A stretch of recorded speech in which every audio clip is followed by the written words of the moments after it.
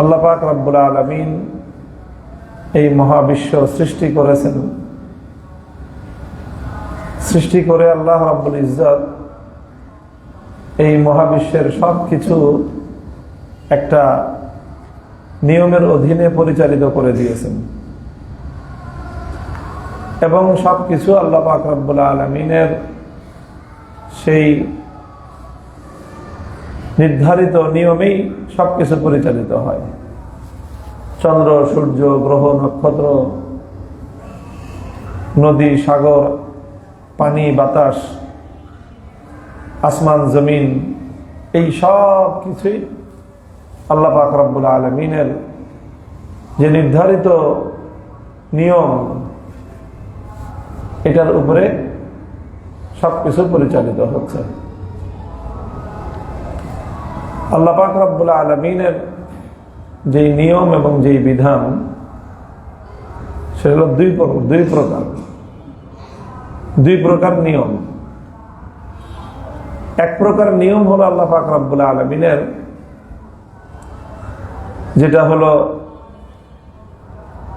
ফিতরত, অর্থাৎ আল্লাহ পাক রব্বুল আলামিনের পক্ষ থেকে নির্ধারিত।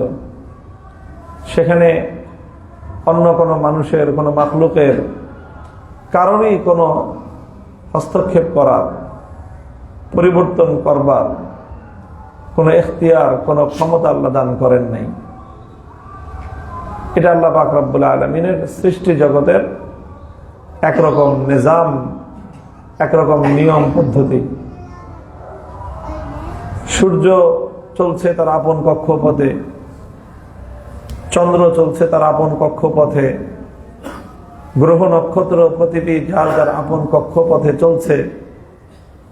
এগুলো আল্লাহ পাকের পক্ষ থেকে নির্ধারিত এমন পদ্ধতি যে এর ব্যতিক্রম করবার কোনো ক্ষমতা কোনো মাখলুকের নাই, কোনো মানুষের নাই। কোরআনে কারীমের মধ্যে আল্লাহ পাক রব্বুল আলামিন আল্লাহর দেওয়া এই নিজাম, সৃষ্টি জগতের এই নিয়ম এবং শৃঙ্খলার ব্যাপারে আল্লাহ রাব্বুল আলামিন নিজের ক্ষমতার কথা বলতে গিয়ে আল্লাহ এগুলো উল্লেখ করেছেন জায়গায় জায়গায়।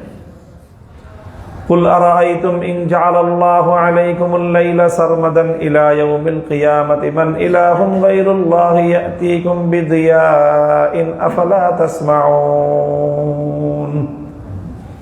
আল্লাহ বলেন যে যখন রাত আসে, যদি আল্লাহ পাক রব্বুল আলামিন এই রাতের অন্ধকারটাকে স্থির করে দেন, কনস্ট্যান্ট করে দেন, তাহলে এমন আল্লাহকে বাদ দিয়ে ক্ষমতাধর এমন কোন কর্তৃপক্ষ আছে, কোন অথরিটি আছে যে তোমাদের জন্য আল্লাহর দেওয়া এই অন্ধকারের চাদরকে দূরীভূত করে দুনিয়াতে আবার আলো ছড়াতে পারেন? আল্লাহর ক্ষমতার বাইরে এমন কোন ক্ষমতাবান কি আছে? এটা আল্লাহ প্রশ্ন করেছেন এই কথা বোঝানোর জন্য যে এমন আল্লাহর ক্ষমতাকে চ্যালেঞ্জ করার মতো কারো কোনো ক্ষমতা নাই। আবার আল্লাহ বলেছেন, কুল আরাআইতুম ইন জাআলাল্লাহু আলাইকুমুন নাহারা সারমাদান ইলা ইয়াউমিল কিয়ামাতি মান ইলাহুন গায়রুল্লাহি ইয়াতিকুম বিলাইলিন তাসকুনুনা ফীহ। যদি আবার আল্লাহ পাক দিনের আলোকে স্থির করে দেন, দিনের আলো আসছে তো আসছেই, এটাই স্থির, এটাই কনস্ট্যান্ট হয়ে গেল, তাহলে এমন কোন কর্তৃপক্ষ, এমন কোন খোদা কি আছেন যিনি তোমাদেরকে আবার রাতের অন্ধকার সৃষ্টি করে দিয়ে একটা বিশ্রামের, ঘুমানোর একটা অনুকূল পরিবেশ সৃষ্টি করে দিবে? এমন কোন ইলাহ, এমন কোন মাবুদ, এমন কোন খোদা কি মহাবিশ্বের মধ্যে আছেন? নাই। জায়গায় জায়গায় আল্লাহ পাক কোরআনে কারীমের মধ্যে এই কথাগুলো আল্লাহ বলেছেন। এটা হলো আল্লাহ পাক রব্বুল আলামিনের সৃষ্টি জগৎ পরিচালনা সংক্রান্ত এক ধরনের নীতি। মানুষের জীবনেও আল্লাহ পাকের এই জাতীয় নীতি আছে।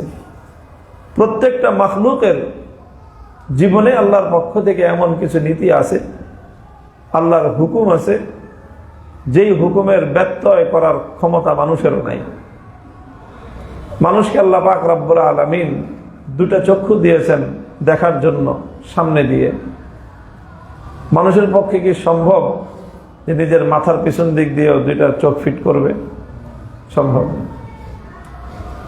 মানুষের পক্ষে কি এটা সম্ভব যে সামনে দিয়ে আল্লাহ মুখের মধ্যখানে একটা নাক দিয়েছেন, যেটা দিয়ে মানুষ ঘ্রাণ শক্তি অর্জন করবে, ঘ্রাণ অর্জন করবে?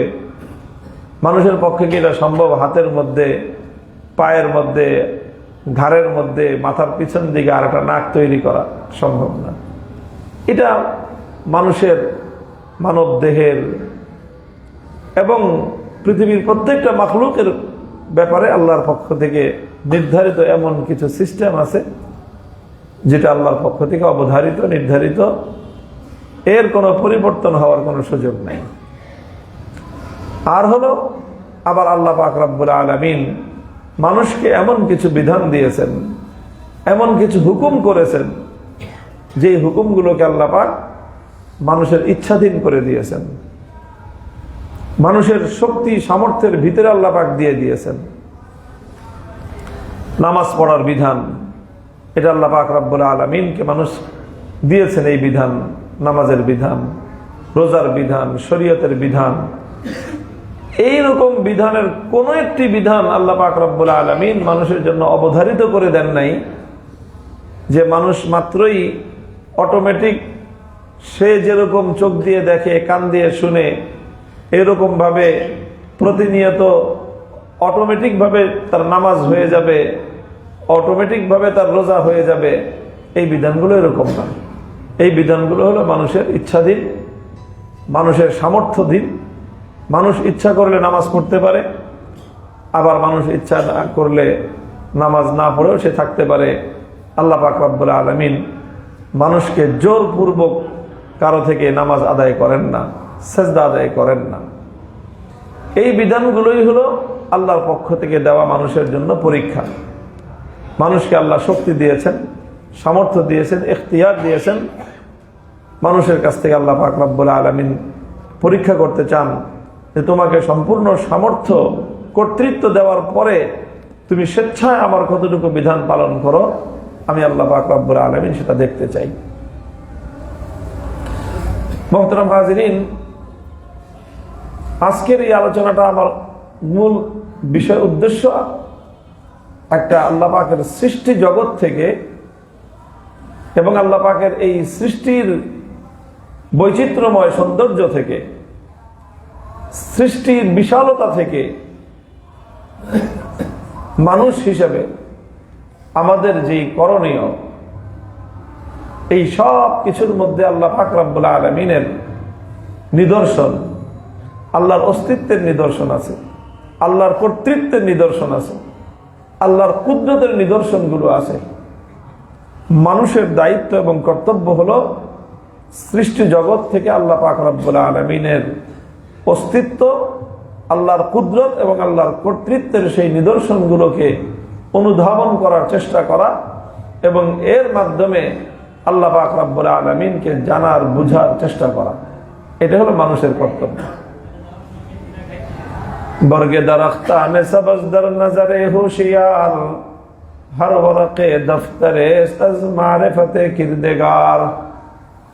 সৃষ্টি জগতের প্রতিটি অণু পরমাণুর মধ্যে, প্রতিটি ধূলিকণার মধ্যে আল্লাহ পাক রব্বুল আলামিনের কুদরতের নিদর্শন আছে। যদি মানুষ চিন্তাশীল হয়, মানুষ যদি গভীর দৃষ্টি সম্পন্ন হয়, তাহলে প্রতিটি জায়গায় মানুষ আল্লাহ পাক রব্বুল আলামিনের অস্তিত্ব এবং আল্লাহর কুদরতের নিদর্শন খুঁজে পাবে। এটা আল্লাহ পাক রব্বুল আলামিন তার এই সৃষ্টি জগতের মধ্যে আল্লাহ পাক রব্বুল আলামিন এরকম একটা ব্যবস্থাপনা সৃষ্টি জগতের মধ্যে আল্লাহ রেখেছেন। আমাদের দায়িত্ব এবং কর্তব্য হলো, মানুষের দায়িত্ব কর্তব্য এখানে দুইটা। একটা কর্তব্য হলো সৃষ্টির এই বিভিন্ন উপাদানের মধ্যে আল্লাহ মানুষের জন্য কল্যাণের অনেক জিনিস রেখেছেন। সেই কল্যাণের জিনিসগুলোকে, এই সৃষ্টির বৈচিত্র্য থেকে সেটাকে আহরণ করার চেষ্টা করা এবং সেটা জগৎবাসীর, মানুষের, মাখলুকের কল্যাণে সেটা যেন কাজে লাগতে পারে সেটাকে খুঁজে বের করা, এটা হলো মানুষের একটা দায়িত্ব। আল্লাহ পাক রব্বুল আলামিন মানুষকে রোগ দিয়েছেন, আবার সেই রোগের আরোগ্যের ব্যবস্থা আল্লাহ পাক রেখেছেন। রোগ এটাও এই পৃথিবীর নানা ধরনের আয়োজন থেকে, এই পৃথিবীর বিভিন্ন পরিবেশ থেকে মানুষের মধ্যে নানা ধরনের রোগ জীবাণু তৈরি হয়। আবার এই রোগ জীবাণুর প্রতিষেধক হিসেবে আল্লাহ পাকের এই সৃষ্টি জগতের মধ্যে নানা ধরনের আয়োজন, নানা ধরনের ব্যবস্থা আল্লাহ পাক রব্বুল আলামিন রেখেছেন। মানুষের দায়িত্ব আর কর্তব্য হলো এগুলো খুঁজে বের করার চেষ্টা করা, যে কোনটার মধ্যে কোন প্রতিষেধক আছে, কোন জিনিসের মধ্যে কোন রোগের প্রতিষেধক আছে, কোন গাছের মধ্যে, কোন প্রাণীর মধ্যে, কোন সৃষ্টির উদ্ভিদের মধ্যে, কোন জায়গায় কোন রোগের মানুষের জন্য কল্যাণকর কোনো কিছু কোথায় নিহিত আছে, সেগুলোকে খুঁজে বের করে সেটাকে মানুষের কল্যাণে ব্যয় করা, এটা মানুষের দায়িত্ব এবং কর্তব্য। এটা যে মানুষ করে এই উদ্দেশ্যে, যেটার দ্বারা মানুষের কল্যাণ হবে, মানুষের উপকার হবে, নিঃসন্দেহে এটি একটি অনেক বড় পুণ্যের কাজ, একটা নেকির কাজ। এর অনেক নিদর্শন স্বয়ং আল্লাহ রাসূল সাল্লাল্লাহু আলাইহি ওয়াসাল্লামের হাদিস থেকে পাওয়া যায়। কোরআনে কারীমের অনেক জায়গা থেকে এই জাতীয় বিষয়ের অনেক মানে এর বিভিন্ন ধরনের ইঙ্গিত, ইশারা পাওয়া যায়। সেগুলোকেও কাজে লাগানো দরকার। সেগুলোকে কাজে লাগিয়ে মানুষ সৃষ্টি জগৎ থেকে মানুষের কল্যাণের বিভিন্ন দিক উদ্ভাবন করবে, আবিষ্কার করবে, এটা মানুষের দায়িত্ব এবং কর্তব্যের মধ্যে পড়ে। যেমন এক হাদিসের মধ্যে রাসূল সাল্লাল্লাহু আলাইহি ওয়াসাল্লাম বলেছেন, দেখো, যখন তোমাদের কারো কোনো তরল খাবারের মধ্যে কোনো একটা মাছি এসে বসে যায়, তখন যদি তোমাদের পক্ষে সম্ভব হয় সেই মাছিটা ধরে তখন তোমরা সেই তরল খাদ্যের মধ্যে মাছিটা ডুবিয়ে দিবা, ডুবিয়ে তারপর ফেলে দিবা। কেন? নবীজি বলেছেন, কারণ ফাইন্না ফি ইহদা জানাহাইহি দাউন ওয়া ফি উখরাহা শিফাউন। মাছির দুই ডানার এক ডানার মধ্যে জীবাণু আছে, যেটার দ্বারা মানুষের শরীরের মধ্যে রোগ তৈরি হবে। আর মাছির আরেক ডানার মধ্যে তার প্রতিষেধক আছে। মাছির স্বভাব হলো, সে যখন এসে কোনো খাবারের মধ্যে পড়ে, তখন যেই ডানার মধ্যে তার রোগ জীবাণু, সেটা সে আগে দেয়, ইচ্ছাপূর্বক সে ওখানে সংক্রমণ ঘটায়। এটা মাছির স্বভাব। রাসূল সাল্লাল্লাহু আলাইহি ওয়াসাল্লাম উম্মতকে এই ব্যাপারে অবহিত করেছেন, তোমার কাজ হলো যে আল্লাহ পাক ওই মাছির মধ্যে প্রতিষেধকটা রেখেছেন, ওষুধটা রোগটা তুমি ফ্রি পাবা, রোগটা ফ্রি পাবা, আর ঔষধটা এটা তোমাকে পরিশ্রম করে অর্জন করতে হবে। তোমাকে মাছিটা ধরতে হবে, ধরে মাছিটাকে চুবাইতে হবে, তাহলে রোগের সাথে সাথে প্রতিষেধক তুমি পেয়ে যাবে। অন্য আরেক হাদিসে রাসূল সাল্লাল্লাহু আলাইহি ওয়াসাল্লাম বলেছেন যে যখন তোমাদের কারো কোনো পানপাত্রের মধ্যে, কোনো বর্তনের মধ্যে কুকুর মুখ দিয়ে দেয়, ইজা ওয়ালাগাল কালবু ফি ইনাই আহাদিকুম ফালইগসিলহু সাবআ মাররাতিন ওয়ালিউআফফিরহু সামিনাতা বিত-তুরাব। তোমাদের কারো বর্তনের মধ্যে যখন কুকুর মুখ দিবে, সে যেন কুকুরের সেই মুখ দেওয়া বর্তনটাকে 7 বার ধৌত করে, আর 8ম বার সেই বর্তনটাকে মাটি দিয়ে ধৌত করবে। কুকুর যদি পেশাব করে দেয়, তাও 7 বার ধুইতে বলেন নাই। কুকুর যদি সেখানে পায়খানা করে দেয়, সেটাকেও 7 বার ধুইতে বলেন নাই। কুকুরের চেয়েও আরো নাপাক প্রাণী শুকর। শুকর হলো এমন একটা প্রাণী, এটাকে আরবি পরিভাষায় বলা হয় নাজিসুল আইন, মানে সবটাই হলো এর নাপাক। শুকরের গোশত, হাড্ডি, চামড়া, মাংস যা কিছু সব নাপাক। কুকুরের চেয়েও আরো অনেক বেশি জঘন্য নাপাক হলো শুকর। শুকর মুখ দিয়ে দিলেও 7 বার ধুইতে বলেন নাই, মাটি দিয়ে ধৌত করতে বলেন নাই। একমাত্র নাপাক যেটাকে রাসূল সাল্লাল্লাহু আলাইহি ওয়াসাল্লাম মাটি দিয়ে ধৌত করতে বলেছেন, সেটা হলো কুকুরের লালা যদি কোথাও লাগে। কুকুরের লালা, কুকুরের পেশাবের মধ্যে কুকুরের লালা নাই, কুকুরের পায়খানার মধ্যে কুকুরের লালা নাই, কিন্তু কুকুর যখন কোনো পাত্রের মধ্যে মুখ দিবে সেখানে কুকুরের লালা লাগবে। কুকুরের লালার মধ্যে এমন কোন রোগ আছে যেটা পরবর্তীতে আবিষ্কার হয়েছে, জলাতঙ্ক রোগ। তো এই জলাতঙ্ক রোগের যে জীবাণু, এটা কুকুরের লালার মধ্যে থাকে, পেশাব পায়খানার মধ্যে থাকে না। তো এই লালার বাহিত যে জীবাণু, এটা থেকে মানুষের জলাতঙ্ক রোগ হয়। এখন যেই পাত্রের মধ্যে কুকুর মুখ দিল সেখানে সেই জীবাণু রয়ে গেল। এখন ওই পাত্রের মধ্যে যদি কেউ পান করে, খায়, ব্যবহার করে, তাহলে সেখান থেকে তার ভিতরে সেই রোগের জীবাণু সংক্রমণ হওয়ার সম্ভাবনা এবং আশঙ্কা আছে। এই জন্য রাসূল সাল্লাল্লাহু আলাইহি ওয়াসাল্লাম বলেছেন যে এটাকে তোমরা মাটি দিয়ে ধৌত করো। মাটি দিয়ে কেন ধৌত করতে বলেছেন? কারণ মাটির মধ্যে সেই প্রতিষেধক আছে, এটা প্রাকৃতিক ভাবেই আল্লাহ পাকের সৃষ্টিতাত্ত্বিক ভাবেই মাটির মধ্যে এমন প্রতিষেধক আছে যেটার দ্বারা কুকুরের মুখের মধ্যে থাকা জলাতঙ্ক রোগের যে জীবাণু, সেই জীবাণুকে ধ্বংস করে দিতে পারে। এই জন্য একমাত্র নাপাকি, অপবিত্রতা, যেটাকে রাসূল আকরাম সাল্লাল্লাহু আলাইহি ওয়াসাল্লাম মাটি দিয়ে ধৌত করতে বলেছেন, সেটা হলো কুকুরের লালা।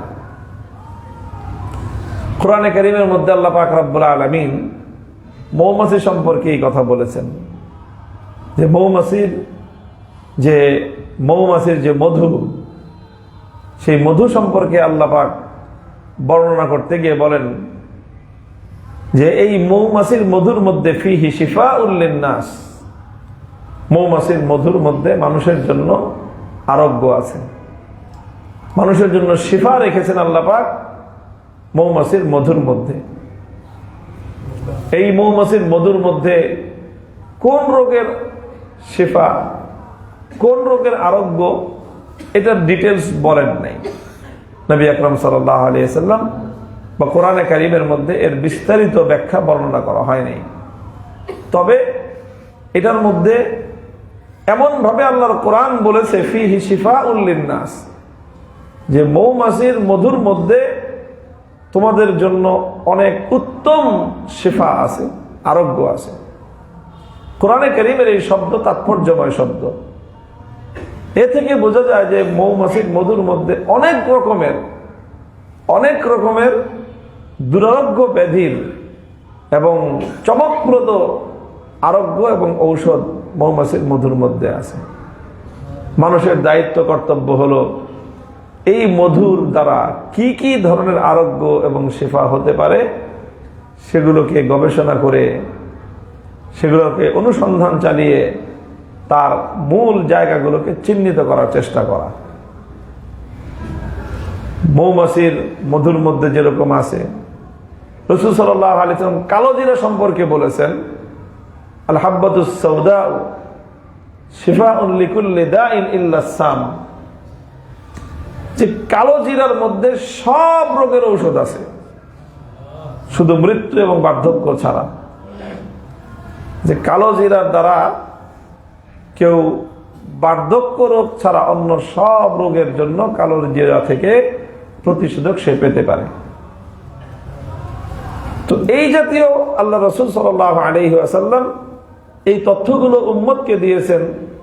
বোঝাই যায় যে নবীজি কোনো বৈজ্ঞানিক পড়াশোনা করা মানুষ ছিলেন না, বিজ্ঞান নিয়ে গবেষণা করা মানুষ ছিলেন না। বিজ্ঞান নিয়ে গবেষণা করবেন তো দূরের কথা, তিনি তো কোনো জাগতিক শিক্ষাই অর্জন করেন নাই। দুনিয়াতে কোনোদিন কোনো মানুষের কাছে অক্ষর জ্ঞানও শিখেন নাই। আল্লাহর নবী অক্ষর জ্ঞান সম্পন্ন ছিলেন না, লিখতেও পারতেন না, তো পড়াশোনা করবেন কোথায়? আল্লাহ পাক রব্বুল আলামিন নবীজিকে নিরক্ষর রেখেছেন। কি রেখেছেন? নিরক্ষর রেখেছেন। এটা কি বলে? উম্মি। অনেকে এটা অনুবাদ করে মূর্খ, এটা চরম মূর্খতা। রাসূল সাল্লাল্লাহু আলাইহি ওয়াসাল্লাম মহাজ্ঞানের আধার ছিলেন, মহাজ্ঞানী ছিলেন, সর্বশ্রেষ্ঠ জ্ঞানী ছিলেন পৃথিবীর মধ্যে, তবে তিনি নিরক্ষর ছিলেন, তিনি উম্মি ছিলেন। কাজেই অন্য কোনো সোর্স থেকে আল্লাহ রাসূল সাল্লাল্লাহু আলাইহি ওয়াসাল্লাম এই জাতীয় বৈজ্ঞানিক সূত্রগুলো, চিকিৎসা বিজ্ঞান সংক্রান্ত এই দুর্লভ তথ্যগুলো আল্লাহর নবী অন্য কোনো সোর্স থেকে সংগ্রহ করে, আহরণ করে তারপরে তিনি প্রোভাইড করেছেন, এরকম কোনো সম্ভাবনা নাই। আল্লাহর নবীর যেই জ্ঞান, সেই জ্ঞানের সূত্র একটাই ছিল, একমাত্র সূত্র যেখান থেকে রাসূল সাল্লাল্লাহু আলাইহি ওয়াসাল্লাম জ্ঞান আহরণ করতেন, সেই সূত্রের নাম হলো ওয়াহী। ওয়াহীর মাধ্যমে ওয়ামা ইয়ানতিকু আনিল হাওয়া ইন হুয়া ইল্লা ওয়াহয়ুন ইউহা আল্লামাহু শাদীদুল কুওয়া। তিনি যা বলেন কোনো কথাই নিজের সোর্স থেকে বলেন না, সবটাই আল্লাহ প্রদত্ত সোর্স থেকে প্রাপ্ত জ্ঞান। সেটাই তিনি উম্মতের মধ্যে, দুনিয়ার মানব জাতির মধ্যে তিনি সেই জ্ঞানটাকেই প্রচার করেন, সেই জ্ঞানেরই তিনি বিস্তার ঘটান।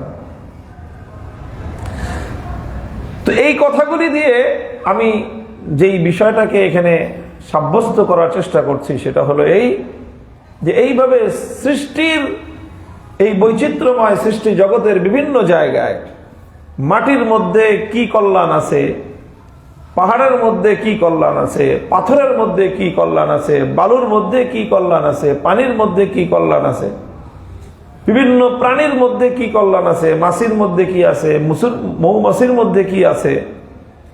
হ্যাঁ, প্রত্যেকটা প্রাণী, প্রত্যেকটা উদ্ভিদ, প্রত্যেকটা মাখলুকের মধ্যে মানুষের জন্য, জগতের জন্য কি কল্যাণ আছে, এগুলোকে অনুসন্ধান করে বের করে সেইটাকে মানুষের কল্যাণে নিয়োজিত করা, এটা অনেক বড় একটা পুণ্যের কাজ, নেকির কাজ। এটা যারা করবে তারা মানুষের কল্যাণের নিয়তে যদি করে, এটা তাদের অনেক বড় ইবাদত হবে। এটা হলো একটা কাজ মানুষের সৃষ্টি জগৎ থেকে। মানুষের একটা কাজ হলো এই সৃষ্টি জগৎ থেকে কল্যাণময় জিনিসগুলোকে বাছাই করে করে বের করে সেগুলোর কল্যাণকে মানুষের জন্য, জগৎবাসীর জন্য সেটাকে ব্যাপক এবং বিস্তৃত করে দেয়া। এটা হলো মানুষের কাজ। যে ব্যক্তি এই কাজ করবে সে আল্লাহ পাক রব্বুল আলামিনের অন্যায় আচরণ না করা, এটা খুব একটা জরুরি বিষয়। সৃষ্টি জগতের প্রতি সদাচরণের অর্থ হলো এই যে প্রত্যেকটা সৃষ্টির কল্যাণ হয়, যেটার জন্য যেই কল্যাণ, যার জন্য যেটা মঙ্গল, তার সাথে সেই কল্যাণ এবং মঙ্গলের আচরণ করা। এমনকি একটা সাপ, বিষাক্ত সাপ, ক্ষতিকর প্রাণী, ওটার সাথেও কল্যাণকর আচরণ করা নির্দেশ দেওয়া হয়েছে। সাপ মারতে হবে, সাপ মারার নির্দেশ আছে, তবে সাপকে কিভাবে মারতে হবে? এমন ভাবে সাপ মারতে হবে যেন একটা সাপকে মারার জন্য যতটুকু কম কষ্ট দিয়ে তাকে মারা যায়, ততটুকু কম কষ্ট দিয়েই মারতে হবে। কম আঘাতে তার যেন জীবন প্রাণ বের হয়ে যায়, এটার ব্যবস্থা করতে হবে। আল্লাহ রাসূল সাল্লাল্লাহু আলাইহি ওয়াসাল্লামকে যে বলা হয়েছে রাহমাতুল লিল আলামিন, তিনি জগৎবাসীর জন্য রহমত, তিনি জগৎবাসীর জন্য রহমত। এই রহমত সকল মাখলুক এবং সকল সৃষ্টি জীবের জন্য তিনি। তো এটা হলো একটা কথা যে এখান থেকে কল্যাণকর জিনিসগুলোকে উদ্ভাবন করে, বের করে, সন্ধান করে করে সেটা মানুষের কল্যাণে ব্যয় করা, এটা হলো মানুষের একটা পুণ্যের কাজ, নেকির কাজ, একটা জিম্মাদারি এবং দায়িত্ব। আরেকটা দায়িত্ব আছে এই সৃষ্টি জগতের ভিতরে, অনুসন্ধান চালিয়ে চালিয়ে এখান থেকে আল্লাহ পাকের কুদরতের কারিশমাটা কি, সেটাকে অনুধাবন করার চেষ্টা করা, শুধু সৃষ্টিকে নিয়েই পড়ে না থাকা।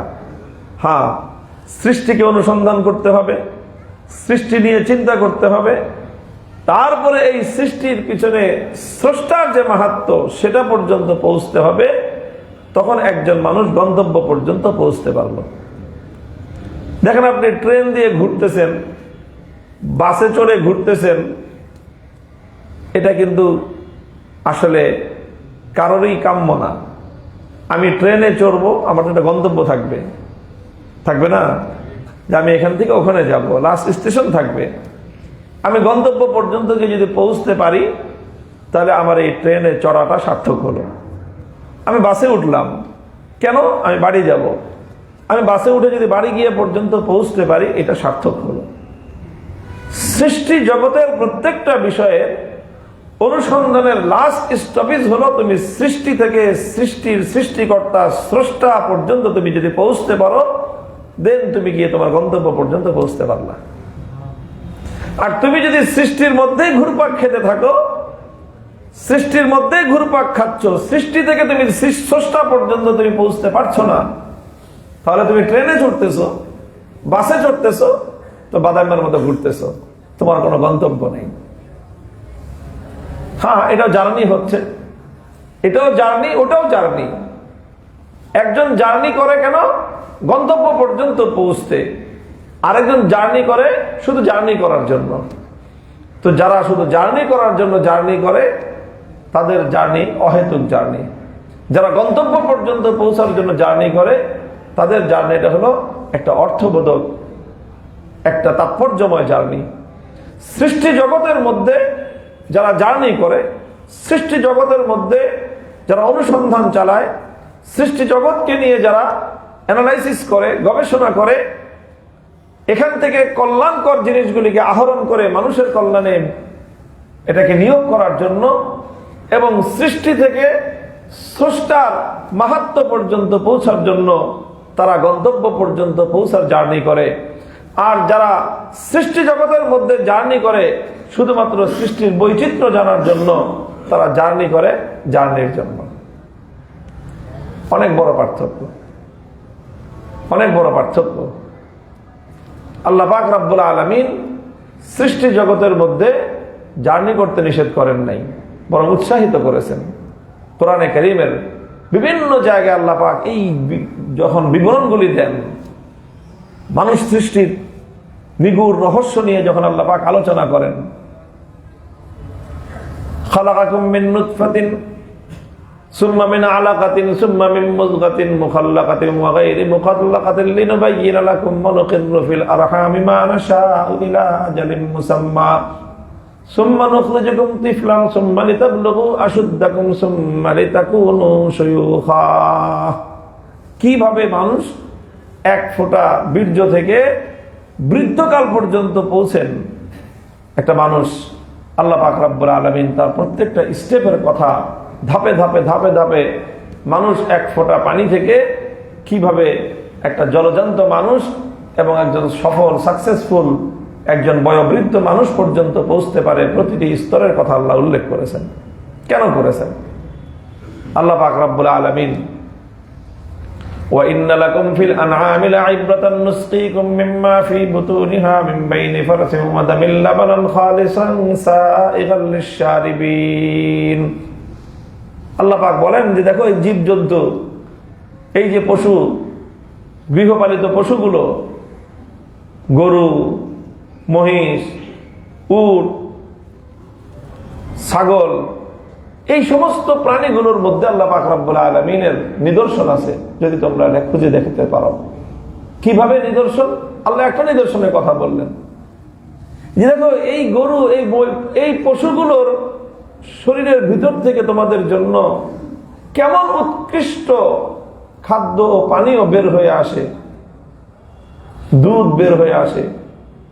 শরীরের কোত্থেকে দুধ বের হয়ে আসতেছে? মিন বাইনি ফারসিন ওয়া দামিন।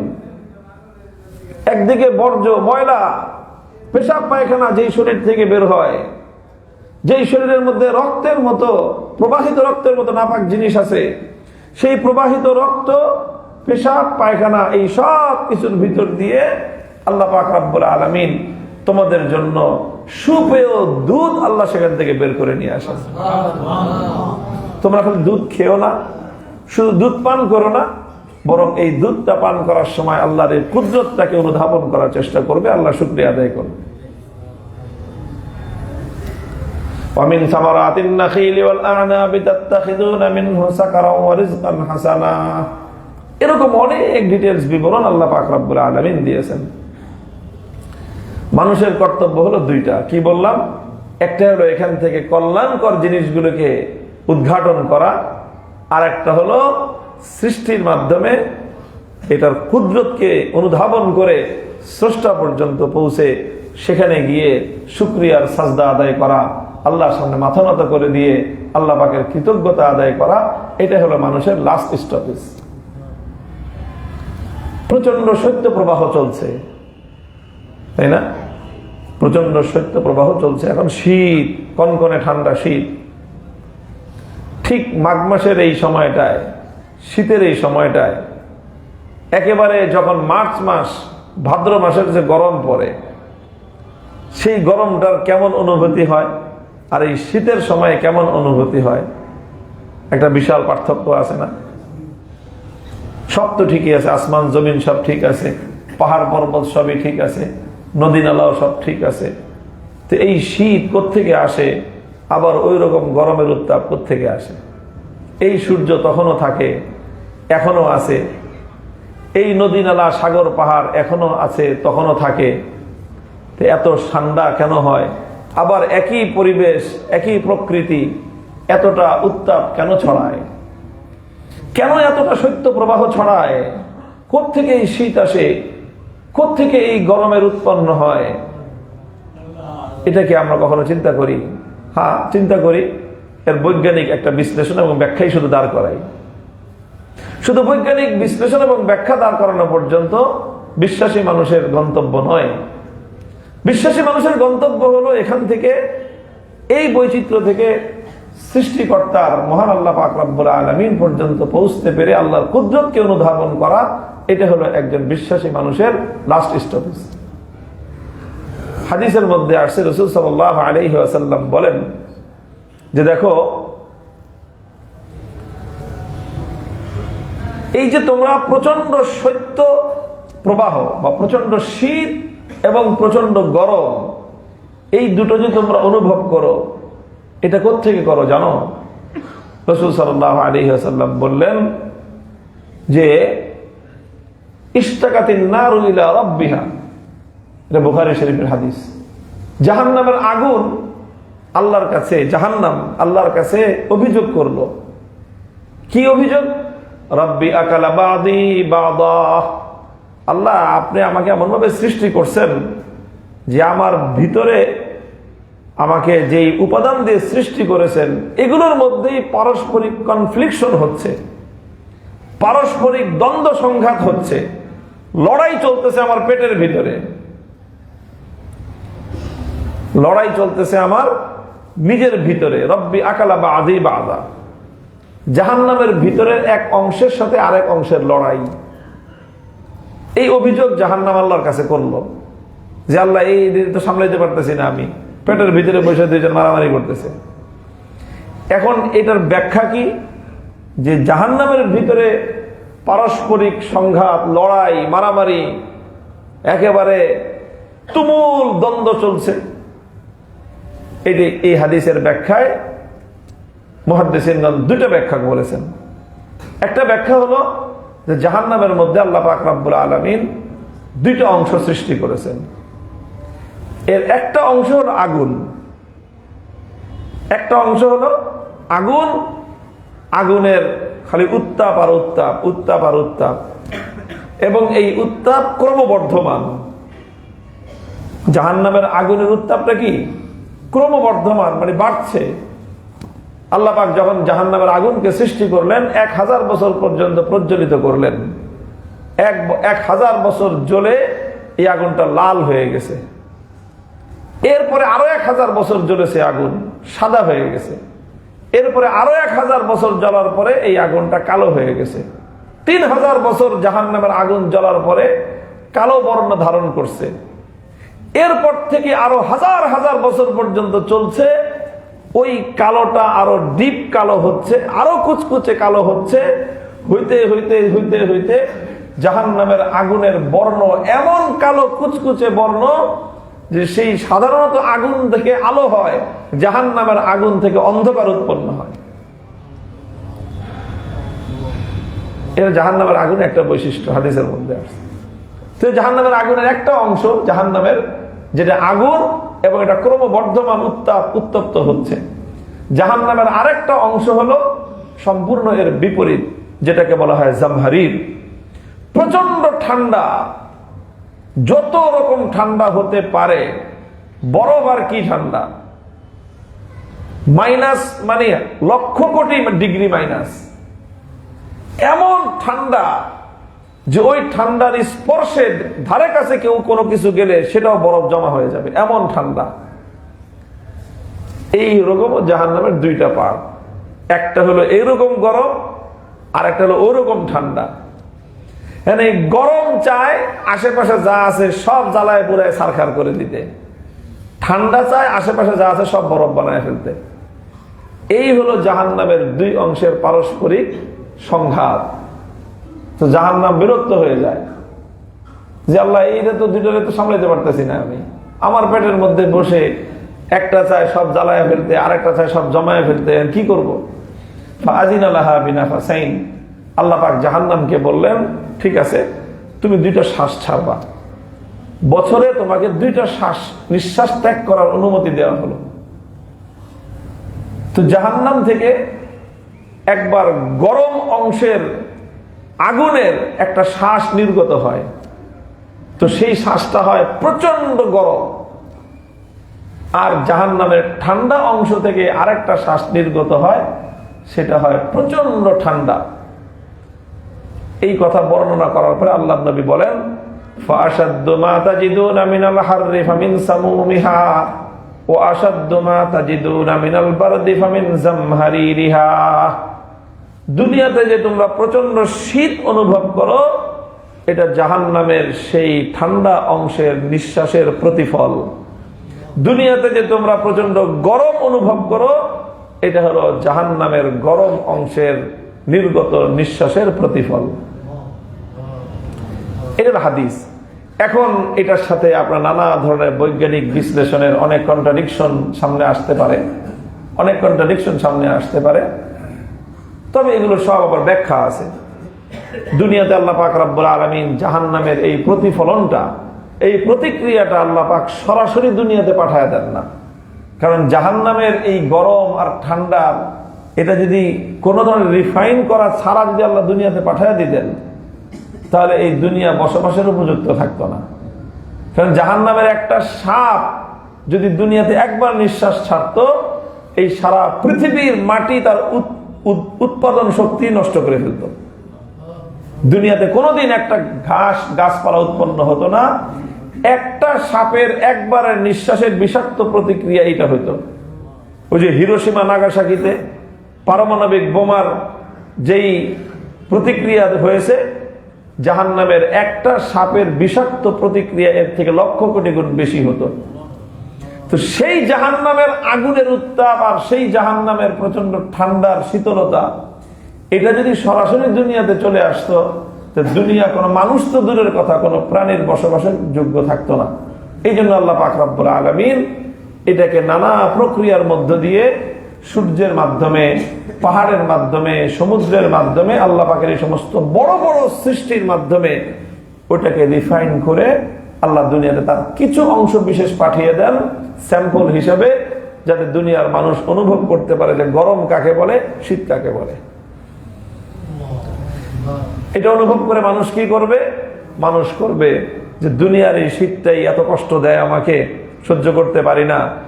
দুনিয়ায় না হয় জ্যাকেট গায়ে দিলাম, জাম্পার গায়ে দিলাম, কোট গায়ে দিলাম, কম্বল গায়ে দিলাম, মোজা পরলাম, এত কিছু করে আত্মরক্ষার ব্যবস্থা করলাম। কিন্তু যেদিন আমাকে বিবস্ত্র অবস্থায় ওই ঠান্ডা অংশের মধ্যে আমাকে নিক্ষেপ যদি করা হয়, আল্লাহ না করুক, 100 বছর, 1000 বছরের জন্য, কি অবস্থা হবে আমার? আমার ছোট্ট বাচ্চাটা শীতের রাতে যার একটু কষ্ট আমি সহ্য করতে পারি না, হ্যাঁ, একটু পাটা বের হয়ে গেলে, মাথাটা বের হয়ে গেলে মা বাবা অস্থির হয়ে যায় ওই বাচ্চার জন্য। অথচ আমি আমার ওই বাচ্চাকে এমন ভাবে তাকে বড় করছি যে সে জাহান্নামের আগুন থেকে, জাহান্নামের ওই আযাব থেকে বাঁচার তার কোনো প্রস্তুতি নাই। তাহলে আমি আমার সন্তানের জন্য কি করতেছি? এই শিক্ষাটুকু যদি আমরা গ্রহণ করি, এই শিক্ষাটুকু যদি আমি গ্রহণ করতে পারি, দেন আমি সৃষ্টি জগৎ নিয়ে আমার জার্নিটাকে আমি লাস্ট স্টপেজ পর্যন্ত পৌঁছতে পারলাম। আর যদি খালি গবেষণাই করলাম, শীত কেমনে বাড়ে, গরম কেমনে বাড়ে, কেমনে কমানো লাগে, কেমনে এটা কি করা লাগে, গবেষণা করলাম কিন্তু লক্ষ্য পর্যন্ত পৌঁছতে পারলাম না, তাহলে আমি জার্নির জন্য জার্নি করলাম, গন্তব্যের জন্য জার্নি করলাম না। আমাদের ঢাকার কথ্য ভাষায় যারা জার্নির জন্য জার্নি করে এদেরকে বলে বাদাম। খালি ঘুরেই বেটা তুই বাড়িতে যাস না, খালি ঘুরোস কেন? আল্লাহ আমাদের সকলকে লক্ষ্যের দিকে জার্নি করার তৌফিক দান করেন। ওয়া আখিরু দাওয়ানা আলহামদুলিল্লাহি রাব্বিল আলামিন।